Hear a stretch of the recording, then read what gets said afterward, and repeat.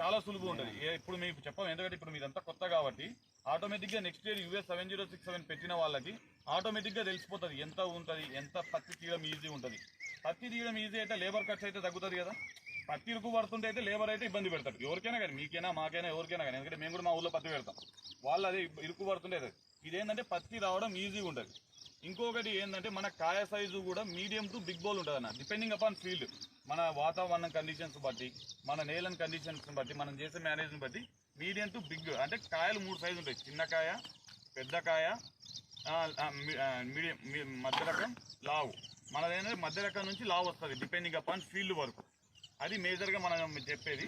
ఇంకోటి 4753 అనేది ఒక వెరైటీ ఉంది మన దగ్గర. మేజర్గా అది ఏంటంటే దీంతో పోలిస్తే ఒక 15 డేస్ లేట్ ఉంటుంది అన్న. అంటే దీంతో పోలిస్తే ఒక 15 నుంచి 20 రోజులు లేట్ ఉంటుంది. కానీ కాయ సైజ్ చాలా లావు ఉంటుంది. ప్లస్ గొలుసు కట్టు కాయ వస్తుంది, ఫీల్డ్ని బట్టి గొలుసు కట్టు కాయలు ఎక్కువ వస్తాయి.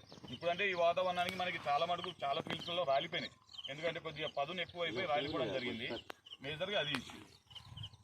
అంతే అన్న. ఇంకేదైనా డౌట్స్ ఉంటే అడగండి, తెలిస్తే తెలిసిందని చెప్తాను.